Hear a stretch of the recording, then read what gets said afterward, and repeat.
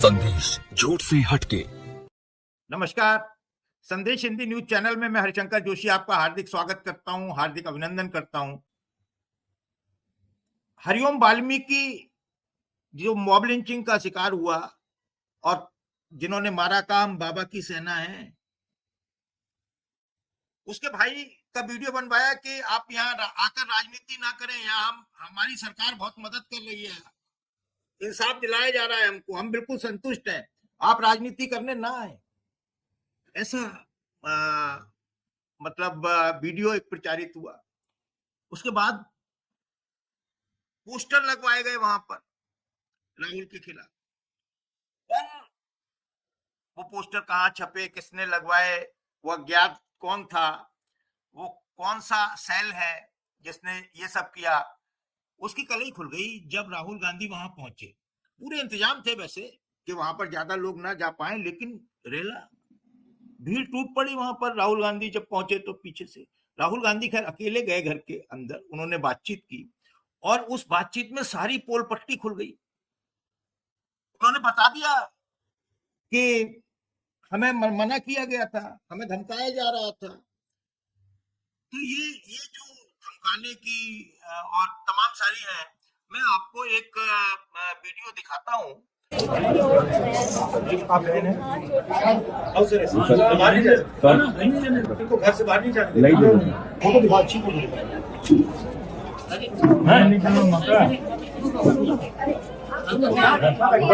आपको बता दिया। आप तो हमें नहीं मिलना, हमने कहा चाहे हमारी जान चले जाए, हमें मिलना है तो मिलना है, हमें उसी दिन न्याय मिलेगा। काम में भैया की लाश तक ना मुझे आवाज नहीं मिलती, राहुल गांधी सर की लाश। लीगल कार्रवाई जो हो रही है उसमें आप लोग पूरा मदद कीजिए और मुझे आप बताते रहिए वो क्या है। और दूसरी बात, इनका ऑपरेशन कराना है और इनको ठीक से मतलब सेटल करना है, इनको सही नौकरी देनी है, ठीक है, घबराना नहीं, ठीक है। जब ये थोड़ा कम हो जाए दबाव, आप आ जाइए, दिल्ली आ जाइए। तो मेरे साथ सरकारी नौकरी, आप सरकार में चाहे, हम कुछ ना कुछ तरीका निकालेंगे, ठीक है।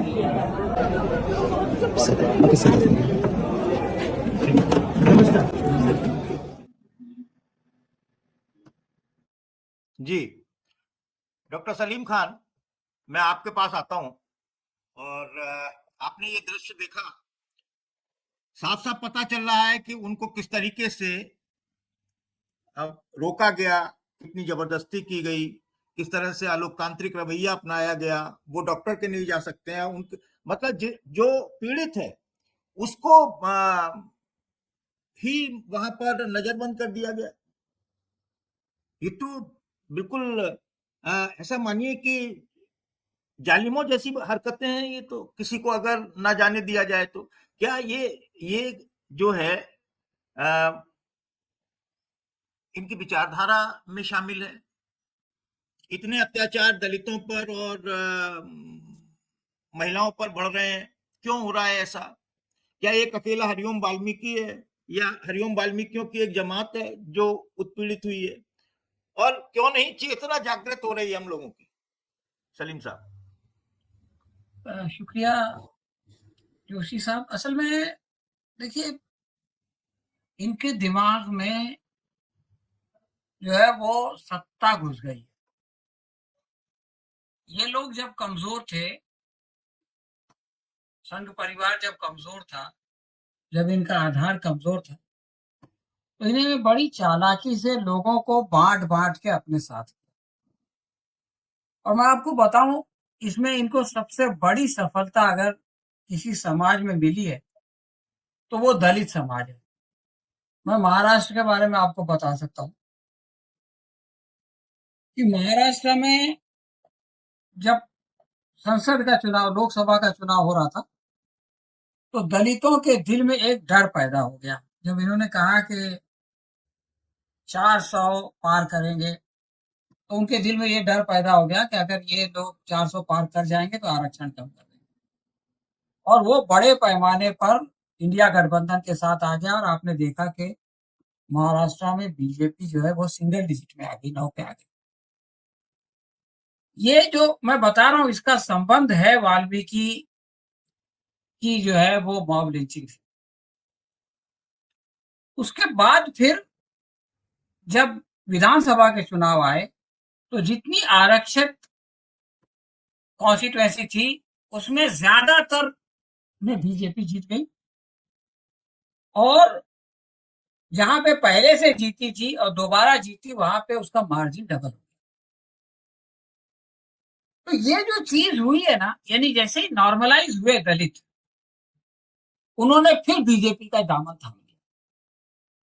ये संघ की एक बहुत बड़ी कामयाबी है कि उसने दलित नेताओं और दलित जनता के अंदर गांधी से नफरत पैदा की, गांधी जी से नफरत पैदा की, अंबेडकर को और गांधी को एक दूसरे का दुश्मन बताया, और गांधी की दुश्मनी को कांग्रेस की दुश्मनी बना दिया।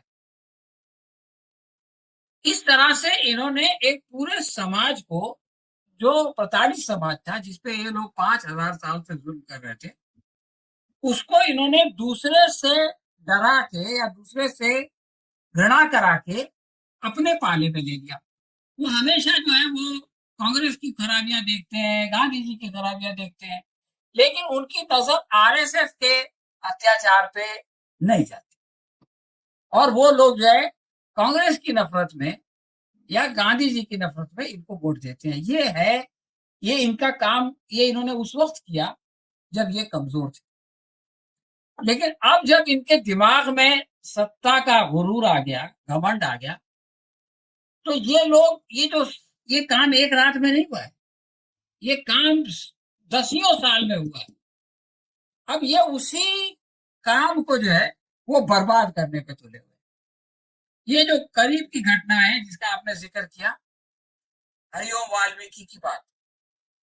अब हरिओम वाल्मीकि की मॉब लिंचिंग हो गई, कोई उनसे मिलने आना चाहता है तो आप उसको आने नहीं देंगे, आप उसको रोकेंगे, और इनको ये नहीं मालूम कि इस तरह से रोक नहीं सकते, इनकी अकल बुद्धिपत हो गई। उसके बाद चीफ जस्टिस की घटना हुई। चीफ जस्टिस की घटना जितनी खराब थी उतनी खराब उसका महिमा मंडल था। आज भी वो आदमी गिरफ्तार नहीं हुआ है, वो कह रहा है कि मैं को दोबारा मौका मिलेगा तो मैं दोबारा करूंगा ये काम। उसको सारा प्रोटेक्शन हासिल है इसलिए कि सत्ता है। उसके बाद पूरन कुमार की घटना हुई। देखिए, पूरन कुमार की घटना जोशी साहब, ये एक ऐसी घटना है कि जिसपे मैं समझता हूँ आपको एक पूरा प्रोग्राम करना चाहिए। ये घटना जो है ना पूरन कुमार की, ये बताती है कि भारतीय जनता पार्टी का काम करने का तरीका क्या है। ये एक आईना है, आईना। यानी आज के बाद जो इतिहासकार आएगा ना, अगर वो ये जानना चाहेगा कि भारतीय जनता पार्टी कैसा काम करती थी, तो उसको एक पूरन कुमार की घटना देख लेना काफी। पूरन कुमार के बारे में हम सब जानते हैं, 2001 बैच के आईपीएस ऑफिसर, उनकी पत्नी 2001 की आईएएस ऑफिसर। 25 साल से वो लोग जो है वो खिदमत कर रहे हैं। पिछले 5 साल से पूरन कुमार अपने ऊपर होने वाले अन्याय के खिलाफ लिख रहा है, बोल रहा है, लिखित में कंप्लेन कर रहा है। उनकी पत्नी इतनी स्ट्रांग पोजीशन में है कि मुख्यमंत्री के डेलीगेशन में शामिल है जो जापान गया हुआ है, और उनकी गैर मौजूदगी में वो एक अपने नोट लिखते हैं, सुसाइड नोट, और उसके बाद वो आत्महत्या कर लेते हैं। देखिए, पत्नी वापस आती है, पत्नी ये कहती है कि सुसाइड नोट में जिनका नाम है उनको गिरफ्तार करो, उनसे इन्वेस्टिगेशन करो। उसमें आईजी है जो उनके सीनियर थे, और वो एक स्ट्रॉन्ग स्टैंड लेती है कि जब तक कि उनकी इन्वेस्टिगेशन नहीं होगी तब तक कि ये पोस्टमार्टम नहीं होगा, और उसके बाद तो तब तक उनका अंतिम संस्कार नहीं होगा। अगर वो ये नहीं करती ना तो ये मामला तो भूल गए होते लोग पूरन कुमार कौन था। लेकिन वो बहादुर औरत है, उसने अपने अन्याय के खिलाफ लड़ाई शुरू की, उसने अपने सम्मान के लिए लड़ाई शुरू की, और वो अपनी लड़ाई नहीं लड़ रही है, वो पूरे भारत के दलित समाज की लड़ाई लड़ रही है वो। अब उसके साथ इन्होंने क्या किया, यहां से आप इनका मोडस ऑपरेंडी समझिए कि ये कैसे काम करते। इन्होंने पूरे 60 दिन के बाद यानी 7 तारीख को पूरन कुमार की आत्महत्या होती है। 7 दिन तक वो जो है ये कह रही है कि एफआईआर करो, उनको गिरफ्तार करो। 7 दिन तक एफआईआर होती है, उसमें किसी का नाम नहीं है। उन ऑफिसर्स का जिनका के नाम पूरन कुमार ने लिखा था, उनमें से किसी का नाम नहीं है। 7 दिन के बाद एक आईजी को छुट्टी पे भेजा जाता है। ये नहीं कहा जाता कि इनको क्यों छुट्टी पे भेजा जा रहा है और कितने दिन की छुट्टी पे भेजा जा रहा है। इसके बाद ये लोग देखते हैं कि ये महिला डरने वाली नहीं है, तो एक खतरनाक किस्म का डिस्ट्रैक्शन आता है। और वो डिस्ट्रैक्शन ऐसा है कि एक एएसआई की आत्महत्या होती है, और वो एएसआई राठर, आप देखिए उससे जो आदमी आखिरी बार मिला, उसका दोस्त, वो लोग एक नुक्कड़ पे चाय पीते थे, वो उसके साथ था। उसकी वीडियो है, उसने कहा कि हम लोग साथ में थे, उसको फोन आया, और उसको फोन आने के बाद उसने कहा कि मुझको ऑफिस जाना है, और थोड़ा परेशान हुआ और चला गया। उसके बाद उसकी लाश मिली। अब आप देखिए कि उसके बाद एक नया खेल शुरू हो गया। वो खेल क्या था कि उस एएसआई ने, वो एएसआई दबाव में था और उसने आरोप लगाए इनके ऊपर, जो पूरन कुमार के ऊपर, और वो बहुत ईमानदार था। और पूरन कुमार जो है वो भ्रष्टाचार का पहला आरोप मैंने खुद वीडियो देखा है। 2.5 लाख रुपया एक अज्ञात आदमी ने मांगा। एक आदमी ने कहा, जिसका नाम लिया जा रहा है वो आदमी छुपा हुआ है अमेरिका में, उसके हवाले से सारा मीडिया फैला हुआ है, और वो 2.5 लाख रुपया 2.5 करोड़ रुपया हो गया। अब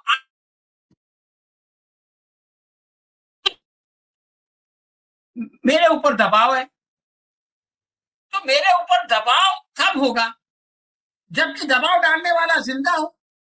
अगर दबाव डालने वाला ने आत्महत्या कर ली तो दबाव खत्म हो गया। तो दबाव खत्म होने के 7 दिन बाद ये आदमी आत्महत्या कर लेता है, ये कोई समझ में आने वाली बात है। और उसने अपनी जो सुसाइड नोट लिखा है, उसमें पूरन कुमार का नाम है। पूरन कुमार, उसके लिए एफआईआर दाखिल हुई, और उसमें अमनीत कुमार का नाम है। आपने कभी सुना है कि अगर मैं रिश्वत लूं तो क्या मेरी पत्नी के खिलाफ एफआईआर दाखिल होगी? क्या मेरी पत्नी को गिरफ्तार करने की बात की जाएगी? तो ये किस तरह का डिस्ट्रैक्शन है, किस लेवल का डिस्ट्रैक्शन है, कैसा इनका काम करने का तरीका है।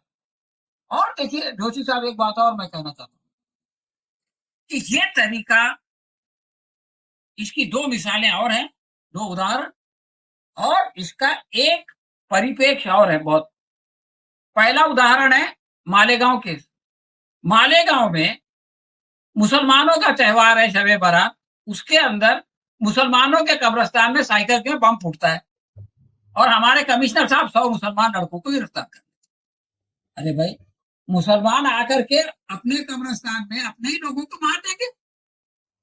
तो करकरे साहब, नियति का फैसला था कि हेमंत करकरे के हाथ में केस आया, उन्होंने प्रज्ञा ठाकुर को पकड़ा, और प्रज्ञा ठाकुर को इन्होंने टिकट दिया। वो बोलती है कि गोडसे मेरा आइडियल है, और फिर आखिर प्रज्ञा ठाकुर, वो जो एनआईए थी, उसने कहा कि इसके ऊपर सख्त से सख्त सजा दो, लेकिन प्रज्ञा ठाकुर को छोड़ दिया गया। तो मोडस ऑपरेंडी ये है कि जो मजलूम है, आप जो बोल रहे थे ना अभी, कि जो हरिओम वाल्मीकि है, उसी के परिवार को प्रताड़ित करो। पूरन कुमार की जो पत्नी इंसाफ के लिए लड़ रही है, उसी को प्रताड़ित करो। एफआईआर में उसका नाम है, अब बोलो उसको गिरफ्तार करो, ताकि कोई इनकी जुल्म के खिलाफ, इनके अत्याचार के खिलाफ आवाज ना उठा सके। सेम टू सेम मामला आपके दिल्ली का। दिल्ली में फसाद किसने कराया बताइए? कपिल शर्मा ने कराया, उसकी वीडियो है। उसको बचाने के लिए जज को ट्रांसफर किया। आज वो न्याय मंत्री है, कपिल मिश्रा, और आज वो न्याय मंत्री बना हुआ है। और जिन लोगों ने फसाद में अपने आप को बचाया, जिन्होंने मुकाबला किया, वो सब जेल में, और उन्हीं के साथ एनआरसी के एक्टिविस्ट भी जेल में। यानी जो मजलूम है उसको जेल में डालो, और जो जालिम है उसका महिमा मंडन करो। तो आखिरी बात जो मैं कहना चाहता हूं जोशी साहब, वो ये है कि मैं सोचता था कि ये उल्टी गंगा क्यों बहती है। तो मेरी समझ में आया कि मनुस्मृति के मुताबिक ये बताया गया है कि अगर कोई मंत्र किसी शूद्र के कान में पड़ जाए तो उसमें शीशा जो है वो घोल के उसको पिघला के डाल दो। अब शूद्र ने पढ़ा नहीं, पढ़ने की इजाजत तो उसको है नहीं, सुन लिया, उसके कान में पड़ गया, तो उसमें आप शीशा पिला के डालेंगे। अरे भाई, वो पढ़ने वाले को बोलो ना कि तू इतनी जोर से क्यों पढ़ रहा था कि उसके कान में ये चला गया श्लोक। अगर तू देखा कि शूद्र आ रहा तो अपना बंद कर देता पढ़ता, या धीरे धीरे में पढ़ता। तूने जोर से पढ़ा, इसकी वजह से वो शब्द उसके कान में गए, और तुमने जो है इसकी जबान नहीं काटा, इसकी जबान काट देते कि भाई तूने धर्म के खिलाफ किया है, तो तेरी वजह से जो है वो श्लोक उसके कान में पहुंचा। नहीं, इसको कोई सजा नहीं।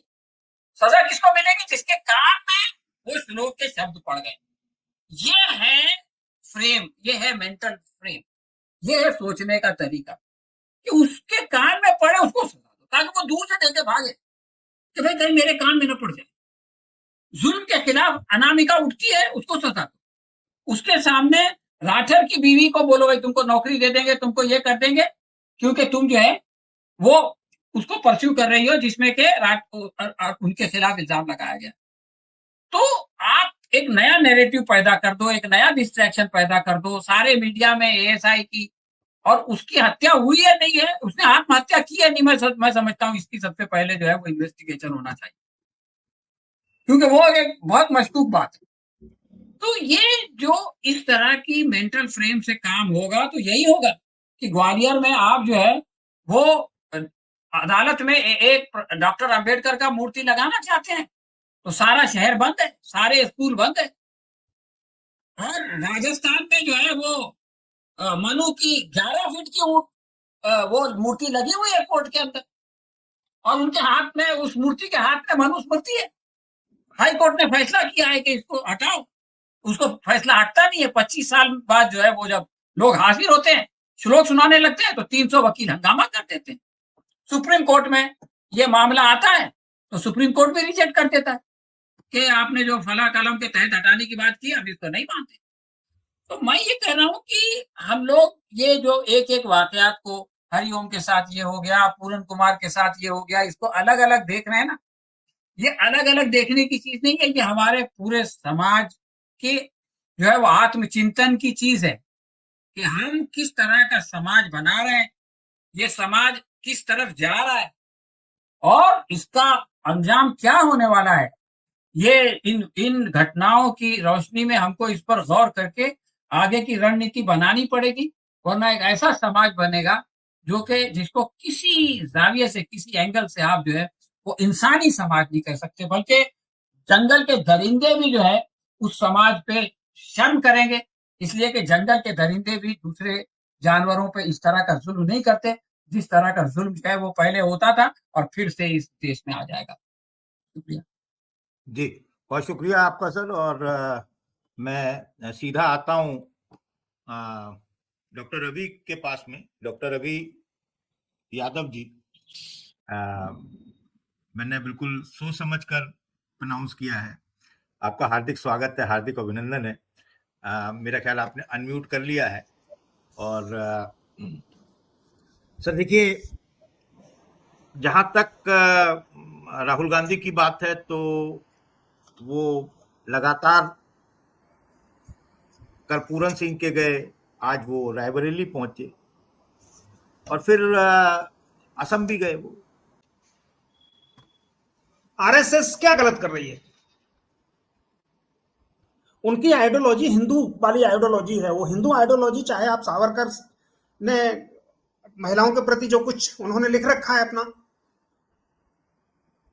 आप इनको भी देख लीजिए, गोलवलकर साहब को पढ़ लीजिए, क्या विचार हैं उनके। और जो हिंदू हैं, जरा मुझे वो बता दे कि हिंदू क्या होता है। और सिवाय इस डिस्क्रिमिनेशन के क्या हिंदू पूरा हो सकता है? समानता देने के बाद क्या हिंदू पूरा हो सकता है? खत्म हो जाएगा हिंदुत्व। हिंदुत्व है सिर्फ डिस्क्रिमिनेशन के लिए। हिंदुत्व की जो पूरी आइडियोलॉजी है, उसका जो सार तत्व है, जो प्रेरणा स्रोत है, वो हायरार्की है इस समाज में ये ऊंचा और नीचा वाली, और मैं अपने टाइटल के लिए इसके लिए युद्ध कर रहा हूं कि हिंदुत्व आना चाहिए, और इसी बात के लिए इस्लाम से सबसे बड़ा झगड़ा है इनका, और कोई चिढ़ नहीं है। चिढ़ इसी बात की है कि इस्लाम बराबरी की बात करता है। कम्युनिस्टों से सबसे बड़ी चिढ़ इसी बात के लिए है कि कम्युनिस्ट माने बराबरी की बात करने वाली विचारधारा, और उसको आप तमाम देखें, चाहे वो उनके जो भी आइडियोलॉजी है, चाहे मनु हो, अभी बाबा साहब की प्रतिमा लगाने का मामला था मध्य प्रदेश में, आप देखिए कौन लोग विरोध कर रहे थे, और क्या नैरेटिव चलाया जा रहा है कि नहीं संविधान बाबा साहब ने नहीं लिखा है। एक से एक विद्वान पढ़ा है इन्होंने, मूर्खों की फौज तैयार कर दी है पूरी। जो कुछ व्हाट्सएप यूनिवर्सिटी से आता है उसको एज इट इज एक्सेप्ट कर लिया जाता है। यानी ड्राफ्टिंग कमेटी के चेयरमैन थे वो, ये भी कोई ये कोई इतना पुराना हिस्ट्री है क्या? उस समय के कुछ लोग तो जिंदा हैं अभी तक। इतनी पुरानी हिस्ट्री है कि हमें अब इतना, यानी 100 साल भी हम उसको हिस्ट्री कह देंगे कि 100 साल के अंदर का जो मामला है, अभी तो 100 साल भी नहीं हुए पूरे। और जिस तरह से दलितों के प्रति, पिछड़ों के प्रति, आदिवासियों के प्रति, महिलाओं के प्रति इनकी जो आइडियोलॉजी है वो मनु की आइडियोलॉजी है, उसको और लेजिटिमेट करने के लिए रामचरितमानस लिख दिया गया। ढोल गवार सूत्र पर सुनारी सकल ताड़ना के अधिकारी। तो ये सूत्रों के साथ क्या, कहां गलत कर रहे हैं फिर बता दीजिए आप। कुछ भी कर लीजिए इनके साथ, कुछ अन्याय नहीं है। जे बरनाथन तेल कुमारा सुपच किरात कोल कलवारा, धर्म ग्रंथ है वो हमारा। आप आस्था के साथ खिलवाड़ करना चाहते हैं, इनको दलितों को अगर आप ऊपर लेके आना की बात कर रहे हैं तो इसका यह मतलब हुआ कि आप धर्म विरोधी व्यक्ति हैं।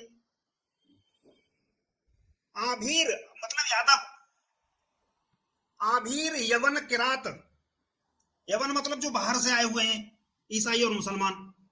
अहीर ईसाई और मुसलमान, आभीर यवन किरात, खल सोपचाद अत्यत रूप। ये किरात मतलब आदिवासी।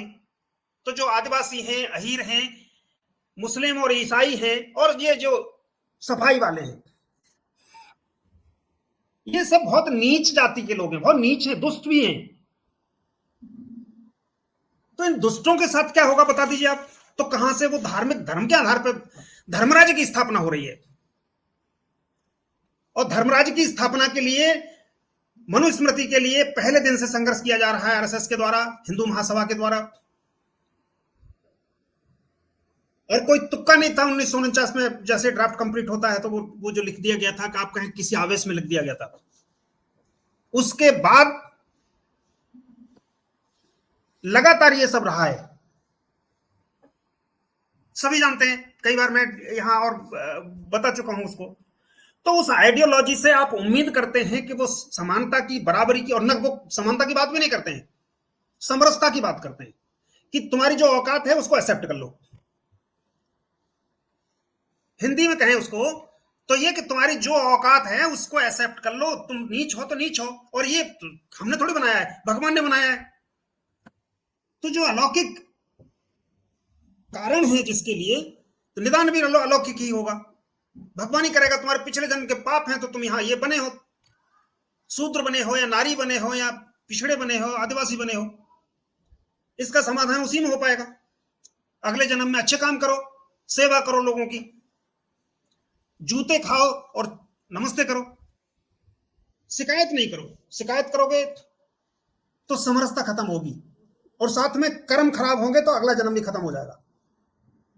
तो बर्बादी के बीज मत बो शिकायत करके। अगर जूते पड़ रहे हैं तो हाथ जोड़ के सिर झुकाए रहो। ये आइडियोलॉजी आप मुझे बता दीजिए, किसी का शुद्धिकरण, मूत्र शुद्धिकरण, किसी को मूत्र का पिलाया जाना, किसी के मुंह पे पेशाब करना, ये किसी और आइडियोलॉजी में देखा आपने? ये क्राइम केस नहीं है, ये क्रिमिनल नहीं करते हैं इस काम को। अंतरराष्ट्रीय क्रिमिनल्स के नाम जानते हो आप, जो दूसरी विचारधाराओं से संबंध रखते हैं। खासतौर से सबसे ज्यादा अपराधी राक्षसीकरण यहां किया गया है यादवों का, खासतौर से। बता दीजिए किसी कौन गुंडा है ऐसा जिसने, या मुस्लिमों की बात करें, किस मुसलमान ने किसी को पेशाब पिलाया या शुद्धिकरण किया पेशाब से? फिर भी अगर नहीं समझना चाहता कोई तो इसका कोई इलाज नहीं है। हाँ, संघर्ष करना है, लोगों को बताना है, बहुत लोगों को जानकारी की कमी है, ये बात जरूर है। तो वो लगातार उनको बताया जाना होगा। दूसरा, ऐसी स्थिति है लोगों की, आर्थिक स्थिति, सामाजिक स्थिति में इतना पीस दिया गया है, इतना मनोबल तोड़ दिया गया है हजारों साल से। पढ़ने का कोई पढ़ने दिया नहीं गया, उसके बाद अब जब पढ़ने की स्थिति आई है, संवैधानिक तौर पर नहीं रोक सकते, तो उस व्यवस्था को ही खत्म कर दो जिससे एक मिडिल वर्ग तैयार हुआ है। इसमें पढ़ लिख के ही हुआ है। आप क्यूमुलेटिव वेल्थ के तौर पे इन वर्गों के पास कुछ नहीं है। जहां बिहार में चुनाव हो रहा है वहां 1 करोड़ से ज्यादा परिवार ऐसे हैं, 1 करोड़ 20 लाख लगभग, जिनके पास एक भी मतलब कुछ भी कोई एसेट नहीं है और मकान भी नहीं है। उनके पास अपना मकान नहीं है, 1 करोड़ 20 लाख लगभग। ये जो जाति जनगणना हुई थी वहां अभी, उसका आंकड़ा है, कोई तुक्केबाजी नहीं है। तो आप समझिए, फिर आप इन ऐसे वर्गों से जिनको बेचारों को 2 टाइम रोटी खाने के लिए बड़ा मुश्किल हो जाता है, किसी से भी कहलवा दो ये सब। और कहते हैं लोग जिनके घर पर मारे गए, जिनके लोग मार दिए गए हैं, वो भी जाके फिर अंत में उनको लगता है कि यार सरकार से पंगा तो ले नहीं सकते, एक आध और मार दिया जाएगा, क्या कर लोगे आप। तो ये बाबा के लोगों और बाबा साहब के लोगों के बीच का झगड़ा है। अब जो बाबा साहब को मानते हैं वो उनको संघर्ष करना पड़ेगा। बाबा की आइडियोलॉजी तो यही रहेगी। वो तो धड़ल्ले से बाबा की आइडियोलॉजी सब बता रहे हैं, बाबा ने तो यही कहा है, हमेशा कहा है। वो डेंटमेंट करते हैं किसी की। अभी बिहार गए हैं तो वहां भी वो जिधर चलते हैं खुशबू बिखेरते चलते हैं। जब मुंह खुलेगा उनका तो आप समझ लीजिए कि बस अमृत वर्षा शुरू हो जाती है, अन्यथा मुंह खुलेगा ही नहीं। वहां भी बुर्का उर्का आ गया उनके, तुरंत से जैसे ही पहुंचे वहां आ गया बुर्का, जिक्र हो गया बुर्के का बिहार में। तो उत्तर प्रदेश की खुशबू वहां भी फैलाई जा रही है। अब लोगों को समझने की आवश्यकता है और लोगों ने समझना शुरू कर दिया है, ये अच्छी बात है। दूसरी बात यह है जोशी जी, इसके पहले बहुत लोगों को नहीं मालूम था। 2014 के बाद इनके जो कर्म हैं उसी की वजह से लोग जान पा रहे हैं। ये दमन जितना बढ़ेगा, बढ़ने दीजिए, अंत भी इसी से होगा। क्योंकि वैसे समझ नहीं सकते थे लोग। मौखिक तौर पर आप जब तक समझाएंगे चीजों को, बहुत सारी चीजें थी, आपको देशद्रोही, हिंदू विरोधी, सनातन विरोधी सब कुछ बता दिया जाता है। लेकिन जिनके पास थोड़ी सी भी आईक्यू है, 2-3 भी है अगर, तो वो भी समझ लीजिए, वो समझ सकते हैं कि देश के मतलब सीजेआई के ऊपर जूता फेंका जाना। आप मुझे ये बता दीजिए कहां के सीजेआई हमारे नहीं है। ऐसे आप एक बार को मतलब इमेजिन करो कि ये इंडिया का मैटर नहीं है, किसी दूसरे देश की बात है ये, वहां सीजेआई पे जूता फेंका गया है। क्या छवि जा रही है आपकी उस कंट्री के बारे में, वहां की सरकार के बारे में, वहां के समाज के बारे में? क्या वहां सभ्य समाज है? क्या वहां सरकार का जो सिस्टम है वो अभी काम कर रहा है या कोलैप्स कर चुका है? क्या छवि जाएगी? दूसरा कंट्री है, आपका कंट्री नहीं है। मान लीजिए भारत, तो क्योंकि महान देश है, यहां की बात ही अलग है। ये मान लीजिए कि वो भारत नहीं है जहां पर सीजीआई पे जूता फेंका गया है और जूता फेंकने वाले पर कोई कार्रवाई नहीं हुई आज तक। एक इतने सीनियर आईपीएस को आत्महत्या करने के लिए मजबूर होना पड़ता है और सरकार किसी भी तरह से उस केस को दबाने का प्रयास कर रही है। इंडिया की बात नहीं है ये, मान लीजिए कहीं और किसी कंट्री में हो रहा है ये, क्या छवि बनेगी आपके दिमाग में? कैसा कंट्री है, वहां सिस्टम है, क्या काम करता है सिस्टम? आप दलितों के प्रति जो कुछ होता है और साथ में जो दूसरों के प्रति होता है, सीधे डिस्क्रिमिनेशन दिखाई देता है। मैं आपको 2 जगह की घटना अभी बता देता हूं। गोरखपुर में आपको पता है मनीष गुप्ता, मेरी पूरी संवेदना उस परिवार के साथ है। सरकार का कितना बड़ा फेल्योर, किस वहां चौथ वसूली के लिए पुलिस पहुंच गई उसमें होटल में और उस व्यापारी की हत्या कर दी पुलिस ने हत्या की है। लेकिन मैं सरकार की बात कर रहा हूं कि उसके बाद सरकार क्या करती है कि उसके बाद सरकार, पता चला कि उनके यहां जितना संभव है 45 लाख करीब उनको पैसा दिया गया परिवार को। देखिए 45 करोड़ भी देते तो उस परिवार का दुख खत्म नहीं हो सकता। मेरी पूरी संवेदना उनके साथ है। मैं उस सवाल, उन परिवार के प्रति मेरी संवेदना के साथ साथ मैं सरकार पर सवाल उठा रहा हूं। बीते वीक मनीष ही नाम के दूसरे प्रजापति की हत्या कर दी जाती है पुलिस के द्वारा। आज तक 1 रुपया मिला हो। और मनीष के परिवार से लोग गुप्ता के परिवार से मिलते हैं, मनीष प्रजापति की तो एफआईआर भी नहीं होती। अभी पिछले महीने गाजीपुर में 2 हत्याएं हुई हैं। उपाध्याय जी की हत्या हुई है थाने पर प्रदर्शन करते हुए। तमाम भारतीय जनता पार्टी का तमाम नेतृत्व और स्वयं मुख्यमंत्री उनके परिवार से मिलते हैं। 9 सितंबर की बात है और 18 सितंबर को वहां एक प्रजापति गुजरात में काम करते हैं, वो लोग वहां गए थे, जॉब करते हैं अपना कोई प्राइवेट। कुछ लोगों ने उनसे शराब पीने के लिए पैसे मांगे, उन्होंने मना कर दिया, पीटने लगे उनको। पीटते पीटते उनकी मां आ गई, बीच बचाव किया तो मां को इतना पीट दिया कि उनकी हत्या हो गई, वहां मर गई। तो जहां उपाध्याय जी के यहां तमाम लोग गए, प्रजापति के यहां कोई सिंगल पर, यानी पन्ना प्रमुख ने भी जाना उचित नहीं समझा। उपाध्याय जी के परिवार से तो मुख्यमंत्री मिले।